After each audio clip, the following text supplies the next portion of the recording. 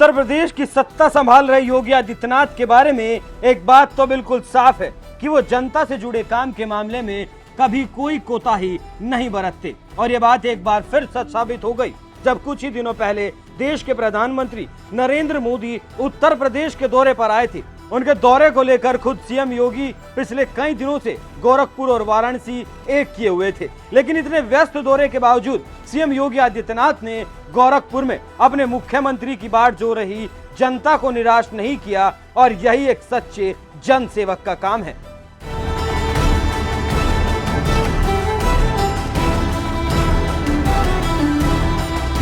दरअसल 7 जुलाई को देश के प्रधानमंत्री नरेंद्र मोदी अपने संसदीय क्षेत्र वाराणसी के साथ साथ सीएम योगी के गृह जिले गोरखपुर के दौरे पर भी गए थे, जहां उन्होंने कई कार्यक्रमों में हिस्सा लिया और करोड़ों की सौगात देकर वापस भी लौट गए। लेकिन पीएम मोदी के महज इन 2 जिलों के दौरे को लेकर यूपी के सीएम योगी आदित्यनाथ को कितनी भागदौड़ करनी पड़ी, ये अब आप इसी बात से समझ सकते हैं कि उनका एक पैर जहां राजधानी लखनऊ में था तो वहीं दूसरा पैर गोरखपुर और वाराणसी दौरे पर था।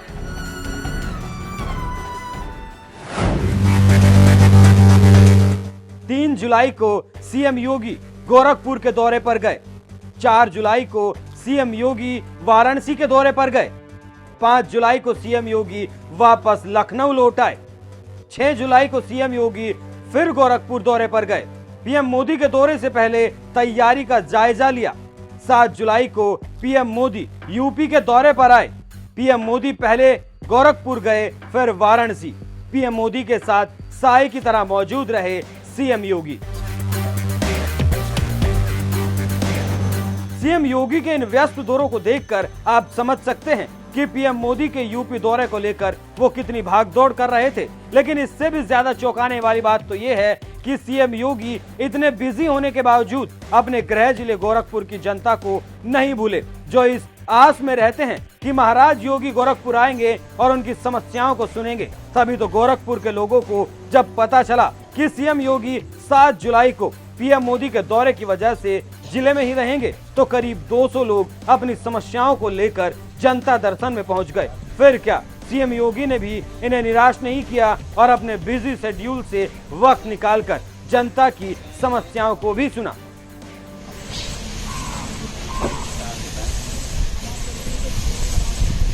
कहाँ का मामला है ये पता नहीं।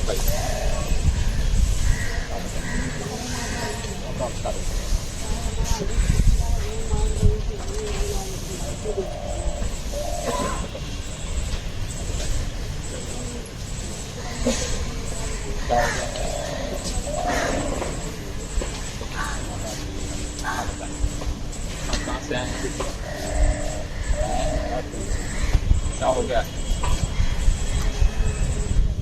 सीएम योगी के लिए जनता दरबार लगाकर लोगों की समस्या सुनना कोई नई बात नहीं है। वो जब भी गोरखपुर के दौरे पर आते हैं, गोरक्षनाथ मंदिर में जनता दर्शन में जरूर आते हैं, जहां पहले से ही लोग अपनी समस्याओं को लेकर पहुंचे रहते हैं। इस बार भी 200 लोग अपनी समस्याओं को लेकर पहुंचे थे, जिन्हें बारीकी से खुद सीएम योगी ने सुना और मौके पर मौजूद अधिकारियों को समस्या से जुड़े निर्देश भी दिए और साथ ही जनता दर्शन में आए लोगों को आश्वासन भी दिया कि चिंता करने की कोई जरूरत नहीं है, हर समस्या का समाधान कराया जाएगा। जब एक मुख्यमंत्री खुद ये आश्वासन दे रहा है तो आप समझ सकते हैं कि जनता की समस्या का निस्तारण कितनी तेजी से होता होगा। यही वजह है कि जैसे ही गोरखपुर के लोगों को ये खबर मिलती है कि सीएम योगी आने वाले हैं, लोग अपनी समस्याओं को लेकर गोरक्षनाथ मंदिर पहुंच जाते हैं। यही है सीएम योगी के प्रति गोरखपुर की जनता का प्यार, और इस प्यार की कदर खुद सीएम योगी कितनी जिम्मेदारी के साथ करते हैं, ये इसी बात से समझ सकते हैं कि पीएम मोदी के व्यस्त दौरे के बावजूद उन्होंने 7 जुलाई को जनता दर्शन में हिस्सा लिया। बहरहाल सीएम योगी जिस तल्लीनता के साथ गोरखपुर ही नहीं पूरे यूपी की जनता की जिम्मेदारी संभाल रहे हैं और जनता का प्यार भी उन पर लगातार बढ़ता जा रहा है, इस पर आपका क्या कहना है? अपनी राय हमें कमेंट कर जरूर बताएं। साथ ही गोरखपुर में सीएम योगी ने और क्या कुछ कहा, आइए आपको सुनाते हैं। भाइयों बहनों, हम सब ने पिछले 9 वर्षों में